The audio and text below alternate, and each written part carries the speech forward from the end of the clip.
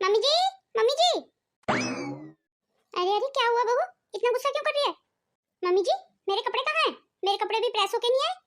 आपको कितनी बार कहा है ना मम्मी जी, मेरे कपड़े समय पे प्रेस होने चाहिए। अब आप ही बताइए मम्मी जी, अगर मुझे कहीं जाना पड़ गया तो मैं क्या पहन के जाऊंगी? अरे बहू तेरे पास तो इतने सारे कपड़े हैं, कोई भी कपड़े पहन लेना।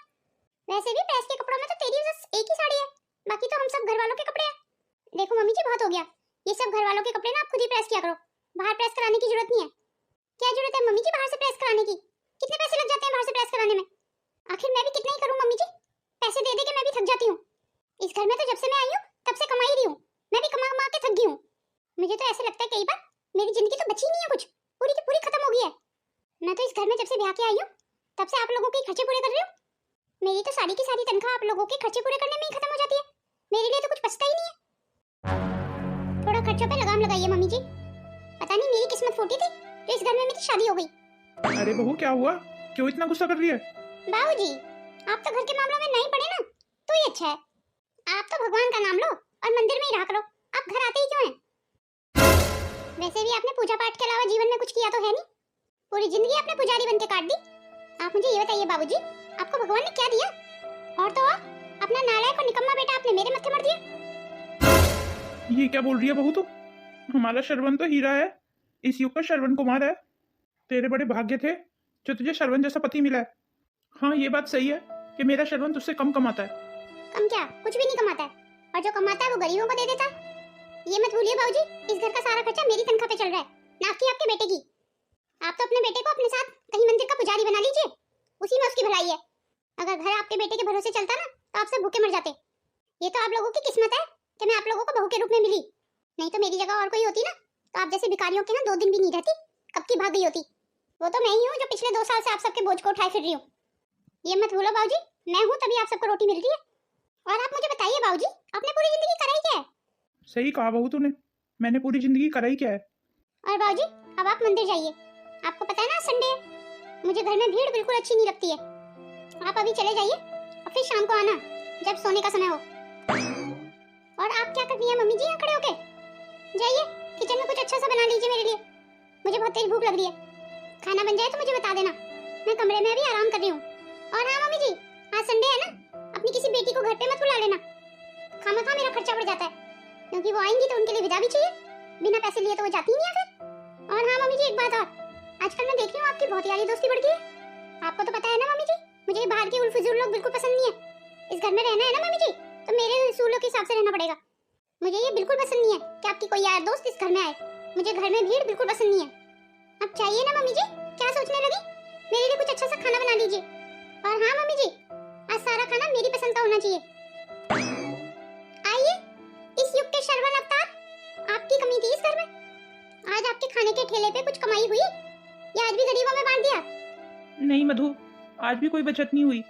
मुझे तो पहले से ही पता था ऐसा ही कुछ कहने वाले हो तुम। कमाई होगी भी कैसे? गरीबों को जो खिलाते हो खिलाते रहो उनको। वैसे मैं पूछ सकती हूँ आज कितने गरीबों की मदद की? अरे मधु शांत हो जाओ, तुम इतना गुस्सा क्यों करती हो? किसी गरीब को खाना खिलाना कोई बुरा थोड़ी है।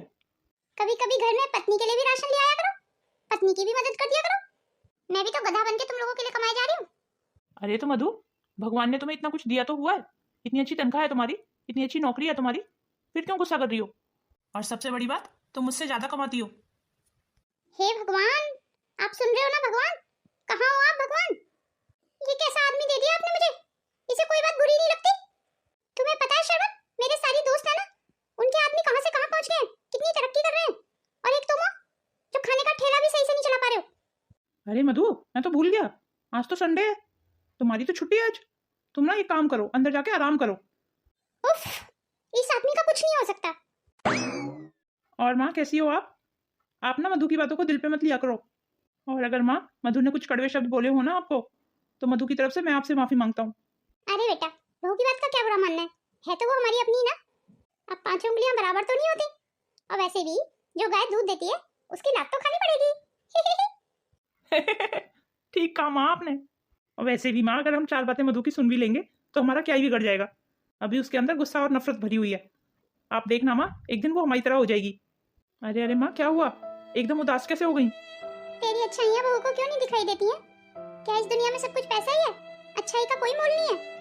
देख श्रवण, बहू हम लोगों को 4 बातें सुना लेना तो हम लोग बर्दाश्त कर लेंगे, पर बहू जब तेरे लिए उल्टा सीधा बोलती है ना तो मेरे दिल पे बहुत जोर पड़ता है। अरे माँ, उसकी बात को ज़्यादा दिल पे लेने की जरूरत नहीं है। उसकी बात को आई गई कर दिया कीजिए। मधु अभी नादान और नासमझ है माँ, उसे कुछ भी नहीं पता है। पर यह बात भी सच है ना माँ कि वो मुझसे ज़्यादा कमाती है, और बात कमाने की भी नहीं है माँ। मधु तो अभी आ गई 2 साल से। मधु नहीं थी तब भी तो हमारी ज़िंदगी चल रही थी। ऊपर वाला है ना माँ, वो किसी को भूखा नहीं सोने देता।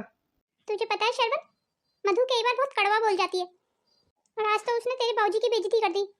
उसने बाबूजी की नहीं, अपनी बेइज्जती की है माँ। तेरा क्या कहने का मतलब है? मैं कुछ समझी नहीं। देखो माँ, बहुत साधारण सी बात है। जिसके दामन में जो चीज़ है वो वही तो देता है। अब मधु के दामन में जो है वो वही तो देगी। मधु के पास कड़वाहट के अलावा और कुछ नहीं है माँ, वो कड़वाहट ही देगी ना। वो अभी परिवार की अहमियत को नहीं समझती है माँ। आपको तो पता है ना माँ, बचपन में ही उसके माँ बाप की मौत हो गई थी, और उसके चाचा चाची ने उसे कैसे पाला ये भी आप जानती हैं। और उसके चाचा चाची ने उसे कड़वाहट के अलावा कभी कुछ नहीं दिया माँ। अपने चाचा चाची के ऐसे रूखे व्यवहार के चलते ही मधु आज ऐसी हो गई है। उसके चाचा चाची ने हमेशा से ही मधु से काम करवाया, और थोड़ी सी समझदार हुई तो उसकी नौकरी लगवा दी। बचपन से वो कमाए तो जा रही है, और उन्होंने ये सब किया सिर्फ पैसों के लिए। इसीलिए मधु का रिश्तेदारों से, परिवार से विश्वास उठा हुआ है माँ। उसे लगता है सारे परिवार ऐसे ही होते हैं। उसे वो प्यार कभी नहीं मिला माँ जिसके लिए वो हमेशा से तरसी है। आप देखना माँ, एक दिन उसे हमारे प्यार की कदर होगी। क्योंकि माँ, होश संभालने से लेके शादी तक उसने अपने चाचा चाची के लिए सिर्फ कमाया ही है, पर बदले में उसे कभी कुछ नहीं मिला, प्यार नहीं मिला जिसकी वो हकदार थी। और मेरी बदकिस्मती देखो माँ, मैं भी मधु के लिए कुछ नहीं कर पाया। इस घर में आके भी उसे सुख नहीं मिला। आके कमाई रही है। हर लड़की की तरह उसने भी सपना देखा होगा ना माँ कि उसकी भी शादी होगी, उसे भी इस जिम्मेदारी से मुक्ति मिलेगी। पर मैंने तो उसे जिम्मेदारियों में और ज़्यादा बांध दिया है। मैं उसे जिम्मेदारियों से मुक्त कहाँ कर पाया। और एक तरीके से देखा जाए ना माँ, तो मैं ही उसकी चिड़चिड़ाहट का कारण हूँ। मुझे लगता है इसमें मधु की कोई गलती नहीं है। पर आप देखना माँ, एक दिन मधु भी हम लोगों को समझेगी। और मैं भी कोशिश कर रहा हूँ कि मधु के लिए कुछ कर पाऊँ। मैं तो एक जगह की उम्मीद कर रहा हूँ माँ, कि मैं ठेला छोड़ के एक जगह मुझे मिल जाए तो मैं वहाँ पे अपना ढाबा खोल लूँ। और जैसे ही ढाबा खुल जाएगा ना माँ, हमारे दिन ही फिर जाएंगे। और वैसे भी उम्मीद पे तो दुनिया कायम है माँ, ये तो मैंने आपसे ही सीखा है। भगवान तेरा सपना पूरा करे, और मधु पे जो तेरी उम्मीद है ना वो भी पूरी हो जाए, बस यही आशीर्वाद है मेरा तुझको। बस मधु तुझे बात बात पे नीचा ना दिखाया करे, यही बात उसकी मुझे बहुत बुरी लगती है। कमाई का क्या है, कभी पति ज्यादा कमाता है, कभी पत्नी ज्यादा कमा लेती है, तो इसका मतलब ये तो नहीं है ना कि एक को अहंकार हो जाए अगर एक ही कमाई कमाए तो। पर मैंने अक्सर देखा है कि आदमी हमेशा औरत से ज्यादा कमाता है तो उसे घमंड नहीं होता, पर अगर औरत आदमी से ज्यादा कमाने लगती है तो उसे घमंड हो जाता है। ये भी तो छोटी मानसिकता को ही दर्शाता है माँ। मैं कम कमाता हूँ ना माँ, इसलिए वो मेरी कम इज्जत करती है। वो तेरी इज्जत करती कहाँ है? चल खैर, भगवान से मेरी बस यही दुआ है उसे तेरी अच्छाइयाँ नजर आए, और तुझे भी अपनी पत्नी से वो सम्मान मिले जिसका तू हकदार है। बहू चल खाना खा ले, मैंने तेरी पसंद का ही सारा खाना बनाया है। आप चलिए माँ जी, मैं आती हूँ। तेरी पसंद का ही बनाया मैंने खाना, मेरी पसंद का बना दिया है तो कोई एहसान नहीं किया। अब घर में जो कमाता है उसी की तो चलती है, मैं कमाती जो हूँ इसीलिए आप मेरे आगे पीछे घूमती हो। ये तो मैं भी अच्छे से जानती हूँ माँ जी, अगर मैं 2 दिन घर में बैठ गई ना तब देखूंगी मैं आप कैसे मेरी पसंद का खाना खिलाओगी। ये जो आप मुझसे प्यार करने का दिखावा करती हो ना माँ जी, ये सिर्फ तब तक है जब तक मैं कमा रही हूँ। ये सारी दुनिया पैसे की है माँ जी, बिना पैसे के तो कुछ भी नहीं है। इंसान की कोई पूछ नहीं है, सिर्फ पैसे की पूछ है। पर मुझे इस बात की खुशी है, इस महीने कुछ पैसे बचा लिए मैंने घर के खर्चे में से। पहली बार मेरी सैलरी में से कुछ पैसे बचे। मैं सोच रही हूँ अपने लिए साड़ी ले आऊंगी एक। अगर साड़ी नहीं भी लाऊंगी ना, वो पैसे दूंगी नहीं मैं किसी को, वो पैसे चुपचाप से रख लूंगी मैं अपने पास। सुमन दीदी आप अचानक से? कहिए दीदी कैसे आना हुआ? जरूर माँ जी नहीं बुलाया होगा आपको? नहीं भाभी, मुझे आपसे कुछ काम था इसीलिए आई थी मैं। हाँ हाँ कहिए ना दीदी, क्या काम था मुझसे? इनको पता था कि आज मेरी पसंद का खाना बना है, ये जरूर खाना खाने ही आई है यहाँ पे। मुझे तो लगता है इनके घर में खाना भी नहीं है खाने को। इनको तो पता था ना आज संडे है और भाभी की पसंद का ही खाना बनता है अच्छा अच्छा, तो खाना खाने ही आ जाती है यहाँ पे, या फिर पैसे की मदद मांगने आई होंगी। पर मैं इनको कोई पैसे नहीं देने वाली, मैं तो मना कर दूंगी। भाभी मुझे कुछ पैसों की जरूरत थी। वो क्या है ना भाभी, इनका काम बहुत मंदा चल रहा है, और इन दिनों मेरे केतन की भी तबीयत ठीक नहीं चल रही है, उसी की दवाई गोलियों के लिए कुछ पैसे चाहिए भाभी। वो सब तो ठीक है दीदी, पर आप पैसे मांगने यहाँ क्यों आई हैं? अब आपको तो पता ही है दीदी, हमारा तो अपने खर्चे के लिए पैसे कम पड़ जाते हैं। अब इस घर में एक अकेली मैं ही तो कमाती हूँ। नहीं भाभी, आप मुझे गलत समझ रही हैं। मैं जानती हूँ भाभी कि आपके पास भी पैसे नहीं है। मैं तो आपसे ये मदद मांगने आई थी भाभी कि आपकी जान पहचान में आपकी कोई दोस्त वगैरह हो जो कुछ दिन के लिए मुझे पैसे उधार दे दे, मैं उनके पैसे जल्दी लौटा दूंगी भाभी। वैसे तो इन दिनों मैं भी नौकरी ढूंढ रही हूँ, अगर कोई नौकरी मिल जाएगी ना मुझे तो इनकी मदद भी हो जाएगी। अच्छा तो आप मेरी नकल करने की कोशिश कर रही हो। आपने सोचा होगा जैसे आपके मायके में मेरी चलती है तो आपके ससुराल में आपकी चले। क्यों, सही बोल रही हो ना? हाँ, ये कैसी बातें कर रही हैं भाभी आप? मैं तो बस इनकी मदद करना चाह रही थी भाभी। वैसे एक बात बताऊं भाभी आपको, जिस घर में प्यार होता है ना, वहाँ किसी एक की नहीं सबकी चलती है, सबकी जरूरतों का ध्यान रखा जाता है। और भगवान ने तो मुझे इतना अच्छा ससुराल दिया है भाभी कि वहाँ किसी एक की नहीं सबकी बातों को अहमियत दी जाती है। और मेरा ऐसे मानना है भाभी, जिस घर में बुजुर्ग होते हैं ना, वहाँ बुजुर्गों की चलनी चाहिए। अभी भगवान की दया से मेरे सास ससुर दोनों जिंदा हैं, इसलिए हम तो उनके कहे पे ही चलते हैं। वो जैसा भी बोल देते हैं ना, हमारे लिए पत्थर की लकीर हो जाता है वो। रहने दीजिए दीदी, ये बेकार की बातें मत कीजिए। आज के समय पैसा ही सब कुछ है।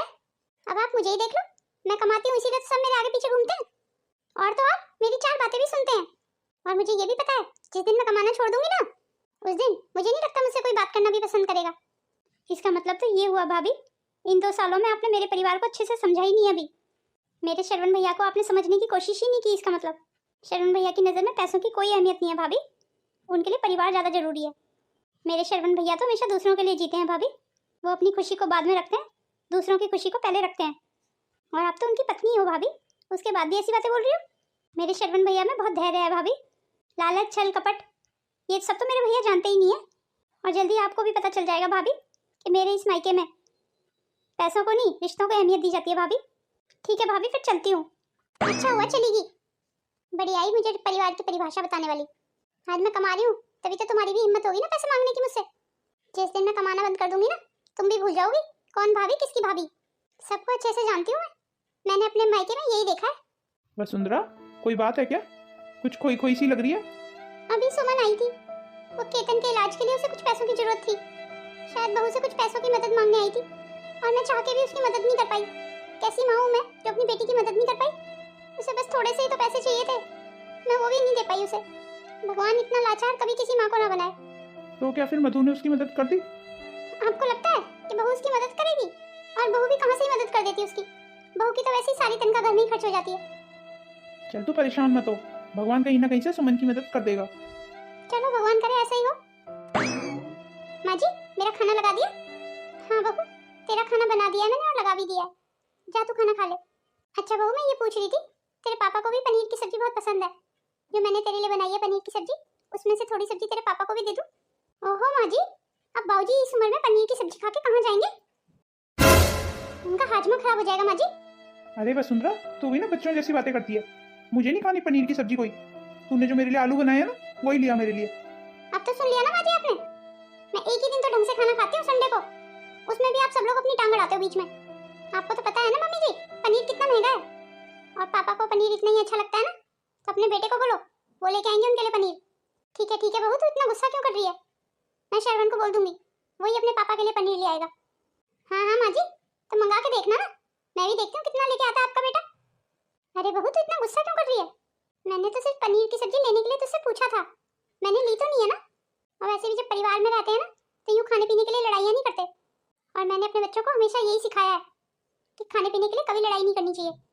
मेरे दोनों बच्चे तो अपनी थाली उठा के दूसरों को दे देते हैं, वो तो मुझे पता ही है माँ जी, कितना ध्यान रखते हैं दूसरों की जरूरतों का। और मुझे ऐसा लगता है माँ जी, पहले उन्हें अपनी जरूरतों का ध्यान रखना चाहिए, तब दूसरों की जरूरतों का ध्यान रखें। अपनी जरूरतें तो पूरी होती नहीं, चले दूसरों की मदद करने। अपनी जरूरतों का क्या है बहू, वो कभी पूरी नहीं हो सकती। खैर तो इन सब बातों को छोड़, जा खाना खा ले तू। और हाँ, इस बार मैंने थोड़ा सा देसी घी भी मंगाया है, अगर रोटी चुपड़ के खानी है ना तो चुपड़ के खा लेना। अरे माँ जी, मेरे पैसों से ही तो देसी घी आया होगा ना, तो रोटी तो चुपड़ के मैं खाऊंगी, उसमें कहने की क्या बात है? घर में जो कमाता है ना माँ जी, सबसे पहले उसका ध्यान रखना चाहिए, उसके बाद बाकी बचे हुए लोगों का। इसलिए आज के बाद सबसे पहले खाना मैं खाया करूंगी, उसके बाद आप लोग खाया करना। ठीक है बहू, हम तेरे बाद खा लेंगे खाना, पर तू जब भी खाना खाया करना बहू, तो श्रवण के साथ ही खाया कर, उससे तुम दोनों का आपस का प्यार बढ़ेगा। बस थोड़ा सा इंतजार कर ले, श्रवण भी आता ही होगा। अब आपका बेटा कौन सा मेरे से ज्यादा कमाता है जो मैं उसका इंतजार करूं? मेरी नजर में उसकी हैसियत वही है जो बाकी सबकी है, काम का न काज का, दुश्मन अनाज का। तू हर समय अपने पति की बेइज्जती मत किया कर बहू, एक पत्नी को ये चीजें शोभा नहीं देती हैं कि वो अपने पति की बेइज्जती करे। अपनी कमाई का गुरूर भी ज्यादा ठीक नहीं है बहू। कमाई का क्या है बहू, आज है कल नहीं है, पर भगवान तुम दोनों का साथ हमेशा बना रहे। कहो मम्मी जी खाना बहुत अच्छा बनाती है, मजा ही आ गया खाना खा के। चलो थोड़ी देर आराम कर लेती हूँ, आज घर का राशन लाने की भी जरूरत नहीं पड़ेगी। शर्वण जी को जो मैंने पैसे दे दिए थे वही ले आएंगे, कम से कम राशन तो ला ही सकते हैं। आपको मैंने राशन के लिए पैसे दिए थे, राशन ले आए आप? नहीं, आज नहीं लाया। मेरी तबीयत कुछ ठीक नहीं लग रही है आज। जब तबीयत ठीक लगेगी ना तब ले आऊँगा। कहने का मतलब ये कि अब राशन मुझे ही लाना पड़ेगा? एक दिन की छुट्टी में भी मेरे लिए आराम नहीं है। अरे बोल दिया ना कल ले आऊँगा। चलो मैं आराम कर लेता हूँ अभी। आप इस बेड पे मत सो, बाहर सोफे पे जाके लेटो। अभी इस बेड पे मैं आराम करूंगी। मेरा रेस्ट करना ज्यादा जरूरी है, कहीं मैं ना बीमार पड़ जाऊं। अगर मैं बीमार पड़ गई तो तुम सब भूखे मर जाओगे। यूँ बात बात पे क्यों मुझे नीचा दिखाती हो? क्यों मुझे अपनी ही नज़रों में गिराती रहती हो? क्यों, इसमें नीचे गिराने की क्या बात है? मैं तो सच्चाई बोल रही हूँ। अच्छा ठीक है, मैं बाहर जा रहा हूँ सोफे पे, मैं वहीं लेट लूँगा। अभी दिमाग से फ्री थी कि सामान नहीं लाना पड़ेगा घर का, अब वो भी लाना पड़ेगा मुझे। मैं तो घर में और किसी पे विश्वास भी नहीं कर सकती, किसी को पैसे भी नहीं दे सकती। पता नहीं कौन कितने पैसे बचा ले। आधे पैसे का राशन लाएंगे, आधे पैसे अपनी जेब में रख के बैठ जाएंगे। चलो सबसे पहले राशन ही ले आती हूँ, उसके बाद आराम से सोऊंगी फिर। मधु, एक गिलास दूध गर्म करके दे देना मुझे। दूध फूट नहीं है घर में? अच्छा तो पानी दे देना, मैं उसी से दवाई खा लेता हूँ। अब इतने बीमार तो नहीं लग रहे हो तुम कि पानी भी नहीं खुद ले सकते हो। और नहीं है तो अपनी माँ को बोल दो, वो दे देंगी तुम्हें पानी। इससे पहले कि शरवण दवाई खा के सो जाए, उनसे पैसे ले लेती हूँ पहले, उसी से राशन ले आऊंगी फिर। मेरा काम भी ना इतना मंदा चल रहा है। इतनी मेहनत करता हूँ मैं, फिर भी कमाई कुछ नहीं होती है। इतने सारे गरीब लोग आ जाते हैं, उनके पास तो पैसे भी नहीं होते हैं, पर भूख बहुत लगी होती है उन्हें, तो मैं खाना उन्हें फ्री में ही दे देता हूँ। बचत कैसे होगी मुझे? इस तरीके से तो मैं मधु के लिए कुछ नहीं कर पाऊंगा, पर गरीब लोगों को खाना खिला के मुझे बहुत अच्छा लगता है। मन को बड़ी शांति सी मिलती है। मधु तो ऐसे ही खामा खा गुस्सा होती रहती है। अच्छा सुनो, वो पैसे दे देना जो कल मैंने तुम्हें दिए थे राशन लाने के लिए। मुझे पता है मुझे ही लाना पड़ेगा वो राशन, तुम पे नहीं भरोसा कर सकती मैं। बाकी दिन मुझे समय नहीं मिलेगा। आज संडे है ना, आज छुट्टी है मेरी, मैं फटाफट ले आती हूँ। वो मधु, वो पैसे तो खर्च हो गए। पैसे खर्च हो गए? पर कहाँ? कल ना रोड पे एक बच्ची को ना एक बाइक वाला टक्कर मार गया था। मैं उस बच्ची को फटाफट उठा के हॉस्पिटल ले गया, फिर उस बच्ची के दवाई गोली में ही सारे पैसे खर्च हो गए। हे भगवान, ये सुनने से पहले मैं मर क्यों नहीं गई? इतने सारे पैसे उस बच्ची के इलाज में खर्च कर दिया आपने। अब मैं घर का राशन कैसे लेके आऊंगी? और वैसे तुमने किससे पूछ के दिए वो पैसे? वो पैसे तो मेरे थे ना, मैंने कमाए थे वो पैसे। तुम ना सचमुच किसी काम के नहीं हो बिल्कुल। अरे अपने तो खाने के लाले पड़े हुए हैं, चले हो दूसरों की मदद करने। तुमसे ज्यादा निठल्ला और बेवकूफ आदमी मैंने कहीं नहीं देखा। अरे बहू, ये क्या बोल रही है तू? बोलने से पहले कुछ सोच तो लिया कर। यूं बात बात पे अपने पति का अपमान करना कहाँ की समझदारी है? जब इतनी बुरी लगती है ना बाजी मेरी बातें, तो आज के बाद खुद ही अपना घर का खर्चा चलाइए। अगर ये ऐसे पैसे लुटाते रहेंगे तो मैं कहाँ से लाऊंगी इतना कमा के? और माँ जी, आपको मैंने पहले भी समझा दिया था, इस घर में सिर्फ वही होगा जो मैं चाहती हूँ, क्योंकि मैं कमाती हूँ इस घर में। और ये बात मैंने आपके बेटे को भी समझाई थी, पर शायद उन्हें मेरी बात समझ नहीं आई। पर बहू, तू ये क्यों चाहती है कि तू जो चाहेगी वही होगा इस घर में? अरे माँ जी, सिंपल सी बात है, मैं कमाती हूँ इसलिए बोल रही हूँ। आप एक बात बताइए माँ जी मुझे, आज अगर आपके पति कमा रहे होते तो उनकी चलती ना घर में, और अगर आपका बेटा कमा रहा होता तो उसकी चलती। पर इस समय तो मैं कमा रही हूँ, तो इस हिसाब से तो मेरी चलेगी ना। नहीं बहू, यहाँ तू गलत है। हम तेरे आगे पीछे इसलिए घूमते हैं और तेरी बात इसलिए सुनते हैं कि हम तुझे बहुत प्यार करते हैं, ना कि इसलिए कि तू कमाती है। हमारे लिए तुझमें और श्रवण में कोई फर्क नहीं है। जितना हमें हमारा बेटा प्यारा है ना, उतनी हमें तू भी प्यारी है। एक बात बताऊं सच्चाई, पिछले 2 साल से हम तेरी सारी कड़वी बातें सुन रहे हैं, इसलिए नहीं कि तू कमाती है, बल्कि इसलिए कि हम तुझे प्यार करते हैं, क्योंकि तू हमारे परिवार का अहम हिस्सा है। अरे अरे माँ जी, ये प्यार फाड़ का ढोंग ना आप रहने दीजिए, वरना ये तो मैं भी जानती हूँ कि आप 4 बातें मेरी क्यों सुनते हो, क्योंकि मैं कमाती हूँ इसलिए सुन लेते हो। अच्छा बहू, एक बात बता, अगर तू कमा नहीं रही होती तो क्या करते हम तेरे साथ? अब तक तो माँ जी आप मुझे धक्के मार के इस घर से निकाल चुके होते, भला इतनी बातें बर्दाश्त करते मेरी? इसका मतलब तो ये हुआ बहू कि तू भी इस बात को कहीं ना कहीं मानती है कि तू हमें कितनी कड़वी बातें सुनाती है। मेरा भगवान जानता है बहू, मैंने तुझ में और मेरी सुमन में कभी फर्क नहीं किया। जितना प्यार हम सुमन को करते हैं ना, उतना प्यार तुझे भी करते हैं। पर तेरे अंदर इतनी नफरत और कड़वाहट भरी हुई है ना कि तू हमारे प्यार को कभी समझी ही नहीं। तू तो बात बात पे अपने पापा का भी अपमान कर देती है। अपना अपमान तो मैं सह भी लूं, पर अपने पति का अपमान कैसे सहूं? और बहू, तू हर समय बोलती रहती है तू कमाती है, तेरे बिना हम भूखे मर जाएंगे। तो तू एक बात बता, तू तो 2 साल से इस घर में आ गई, उससे पहले क्या हमारा घर का खर्चा नहीं चल रहा था? मुझे क्या पता तब कैसे चल रहा था आपके घर का खर्चा। मैं तो इतना जानती हूँ, जब से मैं आई हूँ तब से मैं ही चला रही हूँ आपके घर का खर्चा। वो बात ठीक है बहू कि 2 साल से तू चला रही है घर का खर्चा, उससे पहले भी तो भगवान कहीं ना कहीं से हमारी मदद कर ही देता था, हमारा गुजारा सही से हो जाता था बहू। अब आप रहने दीजिए अपने प्रवचन माँ जी, मैं जा रही हूँ। अब आपके बेटे ने तो राशन के पैसे खर्च कर दिए सारे, अब मुझे अपने और पैसे लेके जाने पड़ेंगे। एक साड़ी खरीदने की सोच रही थी माँ जी, अब वो नहीं खरीदूंगी। चल ठीक है वसुंधरा, मैं भी मंदिर हो जाता हूँ। तू कुछ कहना चाहता है बेटा? कहने और सुनने को कुछ बाकी नहीं बचा माँ। मधु की रोज रोज की कड़वी बातों से अब मैं थक चुका हूँ। आखिर कब समझेगी वो हमारे प्यार को? आएगा वो दिन भी, जल्दी आएगा बेटा, तू चिंता मत कर। जल्दी उसे हम सबके प्यार की कदर होगी। कई बार तो ऐसे लगता है माँ मुझे उसे पैसे के अलावा और कुछ नहीं चाहिए। तू देखना, एक दिन भगवान पैसों से भी मदद करेगा तेरी। अब तू इतना अच्छा है, उसका फल तो जरूर देगा भगवान तुझे। मैं कभी भी कोई अच्छा ये सोच के नहीं करता माँ कि भगवान मुझे उसका कोई फल दे। बस भूखे लोगों को खाना खिलाने में मुझे बहुत संतुष्टि मिलती है माँ। अब मैं क्या करूंगी? मेरी तो आज नौकरी भी छूट गई। अचानक से ही मुझे ऑफिस से निकाल दिया। शायद मुझे घमंड भी बहुत हो गया था। अब घर में मैं किस मुंह से बताऊं ये बात सबको?